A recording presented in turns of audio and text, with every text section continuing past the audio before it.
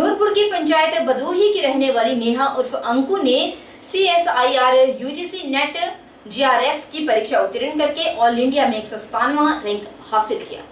नेहा ने कहा कि उसने तीसरी कक्षा से लेकर 10वीं तक इंजन मॉडल पब्लिक स्कूल खन्नी से पास की है।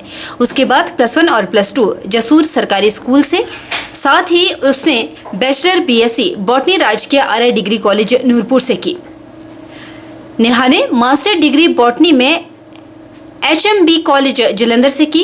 अभी उन्होंने CSIR UGC नेट GRF की परीक्षा पास की, जिसमें नेहा ने ऑल इंडिया लेवल में 197वां रैंक हासिल किया।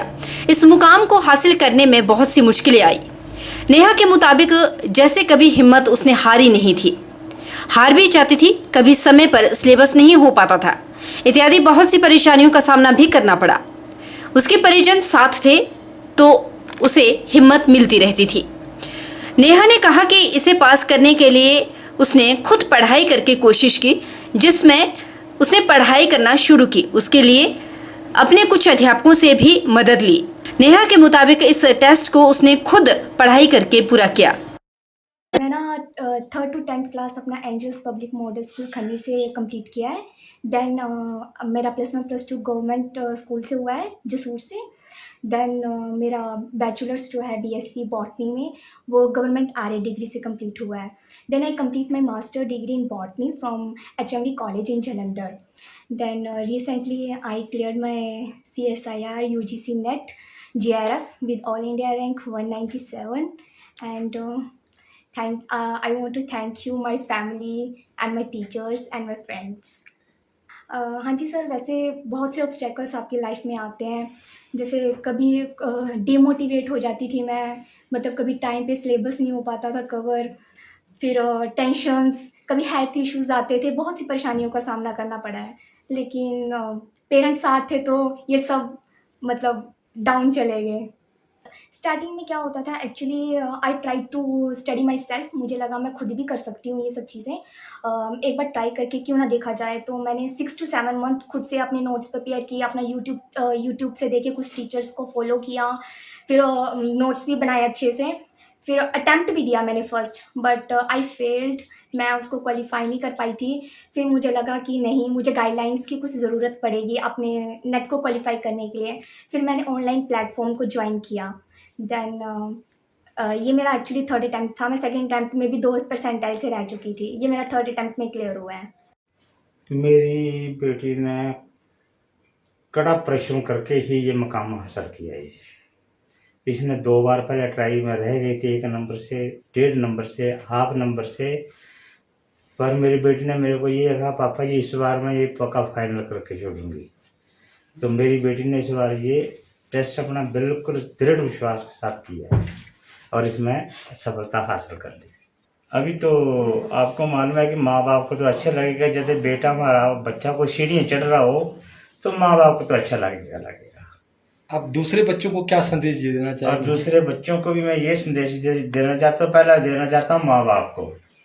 पहले उनको ये सोचना चाहिए कि हमारा बच्चा कौन सी लाइन पकड़ना चाहता है और कैसे चलना चाहता है वो, और उनको ये भी सिखाना चाहिए कि बेटा कैसे पढ़ना और क्या करना। यदि नहीं उसको कोचिंग कराओ, इस पैगाम तक बच्चों को पहुंचाने के लिए बहुत कड़ी मेहनत तो मदर फादर को भी करना चाहिए और बच्चे को भी करना चाहिए। अच्छा लग रहा है कि मेरी बेटी ने ऑल इंडिया में 197 रैंक हासिल किया है। कि दिन में 8 घंटे पढ़ा करती थी, टोटल जे 4 घंटे सोती थी। तो क्या और इसी कमरे में मतलब दिन रात इसी कमरे में बैठी रहती थी। मैं बोलती थी बेटे तेरे को सींक लग जाएगी, उठ जा बेटे, बाहर की धूप देख ले।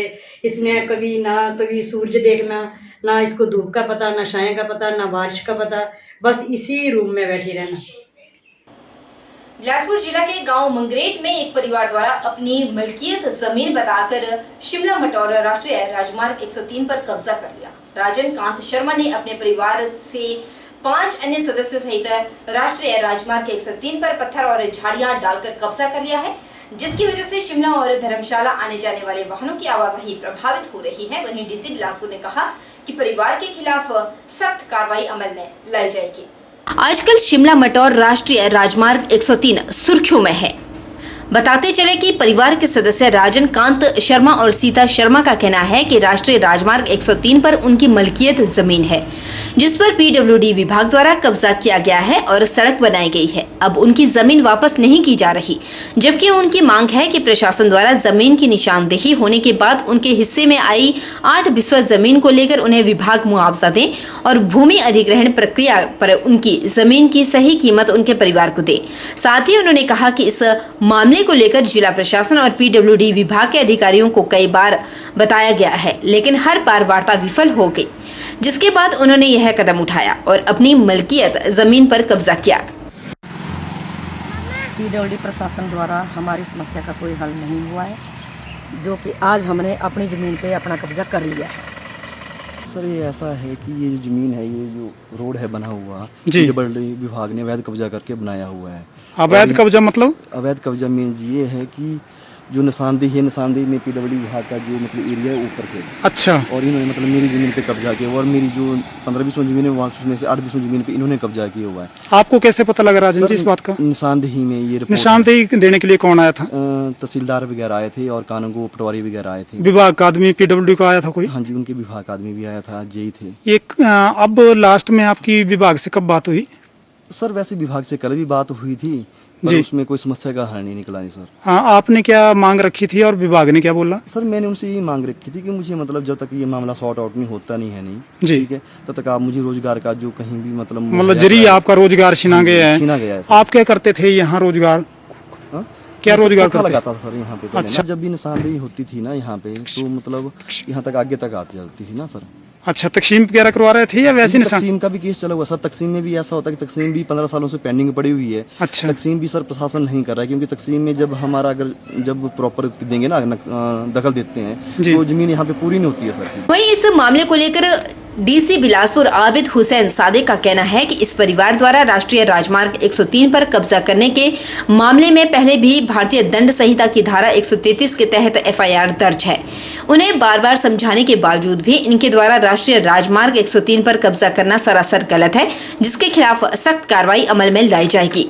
देखिए, हमारे संज्ञान में भी आया है, उसने ये हरकत पहले भी की है, एफआईआर भी इसमें हुआ है, 133 में भी इसमें कार्रवाई चल रही है। बट इनको समझाया भी था हमने कि ऐसा ना करें, बट नाउ उन्होंने हमारे लिए कोई ऑप्शन छोड़ा नहीं है। Now will have to take some strict action against the person, क्योंकि ये एनएच बंद करना इज ए सीरियस क्राइम। हमारी पूरी लाइफलाइन है ये एनएच, इसको बंद करेंगे तो हमें सख्त कार्रवाई करनी पड़ेगी, और जो कि अब हम करेंगे। बताते चले कि शिमला धर्मशाला मटौर राष्ट्रीय राजमार्ग 103 स्थित गांव मंगरेट के रहने वाले इस परिवार द्वारा राष्ट्रीय राजमार्ग पर अपनी मलकियत जमीन होने का दावा पहले भी किया गया था, जिसको लेकर परिवार द्वारा राष्ट्रीय राजमार्ग पर ही खोखा लगाया गया था, जिसके बाद जिला प्रशासन और पुलिस प्रशासन द्वारा यह खोखा हटाया गया। इस विषय पर बैठक कर मामला सुलझाने की बात भी कही गई, लेकिन परिवार के पक्ष में कोई ठोस कदम न आने के चलते एक बार फिर परिवार के सदस्यों ने राष्ट्रीय राजमार्ग 103 पर कब्जा कर लिया और अपनी मलकियत जमीन को किसी भी हाल में ना छोड़ने की बात कर रहे हैं। अब देखना ये दिलचस्प होगा कि इस लड़ाई में कौन आगे निकलता है। कुल्लू के मुख्यालय शीशा माटी में देर रात चोरों ने 3 दुकानों के ताले तोड़ डाले, तो वहीं दुकानों के भीतर रखी नकदी, कैमरा, मोबाइल सहित अन्य सामान भी चोरी कर लिया है।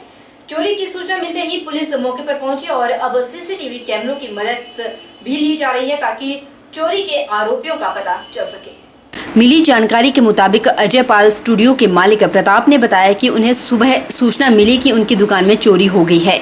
ऐसे में सूचना मिलते ही मौके पर पहुंचे तो उन्होंने देखा कि दुकान के भीतर से कैमरे, 10 मोबाइल फोन, पेन ड्राइव सहित अन्य कई चीजें चोरी हुई। इसके अलावा साथ लगते दुकानदार खुशहाल की दुकान से भी 12,000 रुपए की नकदी और उनकी दुकान में कैमरा रखा हुआ था उसे भी चोर ले उड़े। इसके अलावा 3,000 रुपए की चॉकलेट भी चोर अपने साथ ले गए, जिसके चलते दुकानदारों को लाखों रुपए का नुकसान हुआ है। बताया कि इस इलाके में कई सीसीटीवी कैमरे भी लगे हुए हैं। ऐसे में अगर पुलिस सीसीटीवी कैमरे को चेक करे तो चोरी करने वाले आरोपियों के बारे में जानकारी मिल सकती है। स्थानीय दुकानदारों ने भी कुल्लू पुलिस से आह्वान किया कि वे यहाँ पर रात के समय पुलिस की गश्त को तेज करे ताकि इस तरह की चोरी की वारदातों को रोका जा सके। मैंने ये मंडे को शॉप क्लोज की थी और मंडे के बाद मैं देवते के पास गया था। मैं देवते का पुजारी भी हूँ। तो आज सुबह मॉर्निंग 10 o'clock पे मेरे को सूचना मिली कि भाई आपकी शॉप में चोरी हुई है मेरे पड़ोसियों के माध्यम से। तो एक दो दुकानें पड़ोसियों की भी वहां भी हुई है चोरी। तो फिर मैं पीछे यहाँ तक पैदल आया।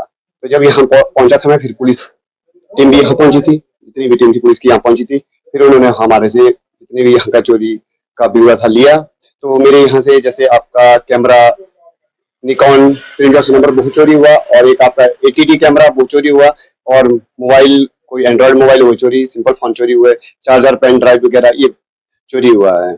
और शटर उन्होंने आगे वाला नहीं पीछे वाला तोड़ा। नुकसान मैम आपका ज्यादा ना बोल के 3-3.5 लाख का हुआ, इतना बोल सकता हूँ। रात को चोरी हुई, मुझे इसकी सूचना मिली कुछ 6 बजे के करीब, 6-6:15 के करीब। तो यहाँ मेरी दुकान के सामने पड़ोसी रहते हैं, उनका फोन आया था कि उन्होंने बताया कि भाई आपका दरवाजा खुला है और ताला टूटा हुआ है। तो उसके बाद फिर आया, मैं देखा, दुकान देखी, वाकई खुला हुआ था। फिर पुलिस स्टेशन को फोन किया कि उन्होंने बोला कि जाओ आप मुआयना करो अंदर क्या क्या गुम हुआ, फिर मार्केट कर। फिर हम अंदर आए, अंदर देखा तो कैश था तकरीबन कोई 10-12 हज़ार के करीब, वो ले गए। और चॉकलेटें थी पड़ी हुई 2-2.5 हज़ार की, वो 3 हज़ार की। फिर उसके बाद हम पुलिस स्टेशन गए, पुलिस स्टेशन में हमको कंप्लेंट कर दी। पुलिस वाले भी आ गए थे और वो उन्होंने भी अपनी रिपोर्ट लेके भी चले गए। क्या लगता है आपको? हाँ, कानून व्यवस्था तो कुछ भी नहीं कह सकते हैं। हो सकता है कि रात को पुलिस वाले भी कहते थे कि भाई हम 11-11:30 बजे तो रखी करके चले गए हैं, उसके बाद हो सकता है कि 12 और 2 के 3 के बीच में ये हो सकती है। वहीं SP कुल्लू साक्षी वर्मा ने बताया कि चोरी की सूचना मिलते ही कुल्लू पुलिस की टीम ने मौके पर पहुंचकर कार्रवाई शुरू कर दी और दुकानदारों के बयान भी दर्ज किए। CCTV कैमरे की फुटेज को भी खंगाला जा रहा है। जल्द ही चोरी करने वाले आरोपियों को गिरफ्तार कर लिया जाएगा। कांगड़ा एयरपोर्ट विस्तार का पूरा खाका सितंबर तक तैयार होने की संभावना है। एयरपोर्ट अथॉरिटी ऑफ इंडिया द्वारा विस्तारीकरण को लेकर सर्वे करवाया जा रहा है, जिसमें करीब 1 माह का समय लगने की संभावना है। विस्तारीकरण का खाका बनने के बाद इसकी DPR बनाने का कार्य शुरू होगा। DPR airport authority of India बनाएगी, यह कहना है। गलत नहीं होगा कि अगले माह तक एयरपोर्ट का डिजाइन बनकर तैयार हो जाएगा। हाल ही में सरकार की ओर से एयरपोर्ट विस्तारीकरण हेतु भूमि अधिग्रहण हेतु अधिसूचना भी जारी कर दी गई है। कांगड़ा एयरपोर्ट विस्तारीकरण को लेकर फाइनल तकनीकी रिपोर्ट पर्यटन विभाग के पास आ चुकी है। इस रिपोर्ट के आधार पर CWPRS पुणे काम कर रही है। माझी खड्ड पर किस तरह से पुल का निर्माण किया जाना है। माझी खड्ड में पानी का बहाव ज्यादा रहता है, ऐसे में खड्ड को चैनलाइजेशन भी करना है।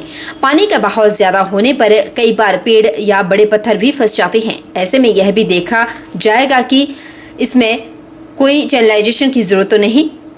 पुणे की टीम की ओर से सुझाया जाएगा कि चैनलाइजेशन किस तरह से की जानी है। विस्तारीकरण पूरा प्लान तैयार होने के उपरांत एयरपोर्ट अथॉरिटी ऑफ इंडिया की ओर से DPR तैयार की जाएगी। माझी खड्ड पर पुल का डिजाइन करने का कार्य बमकोस वालों को दिया गया है।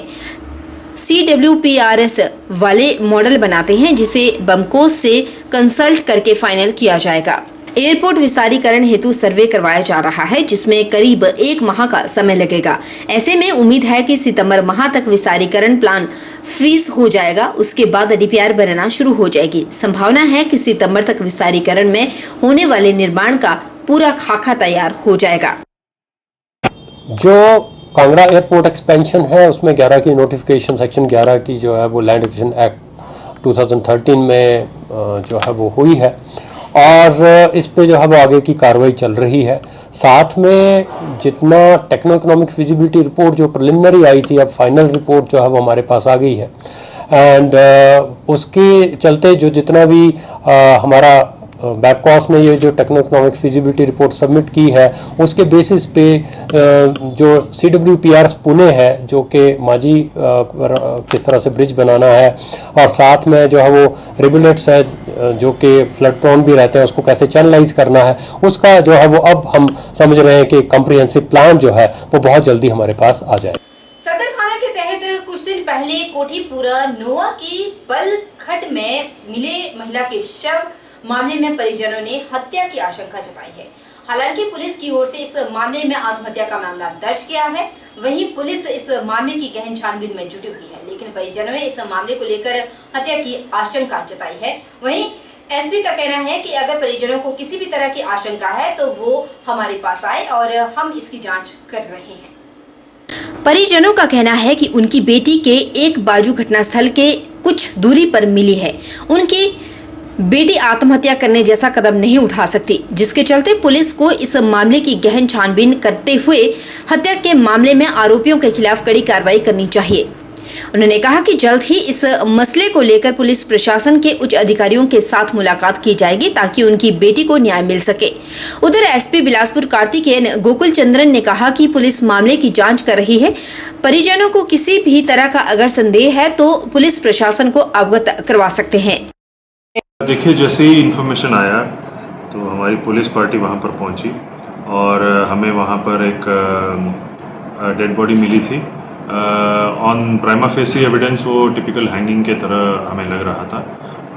उस बॉडी को फिर हमने पोस्टमार्टम पे भेजा और उसका पोस्टमार्टम जो डॉक्टर करते हैं उनका ओपिनियन भी लिया।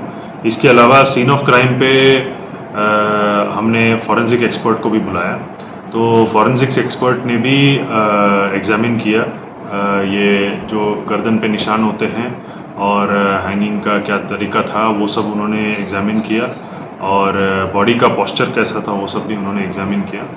तो उन सब साइंटिफिक एविडेंस के आधार पर हम अभी तक जो हमारा इन्वेस्टिगेशन हुआ है हम उसके आधार पर हम बोल सकते हैं कि it is a case of hanging. तो क्योंकि जो टिपिकल साइंस ऑफ हैंगिंग होते हैं और टिपिकल साइंस ऑफ स्ट्रैंगुलेशन होते हैं वो अलग होते हैं, तो ये इस चीज़ के बारे में मैं स्पष्ट करना चाह रहा था।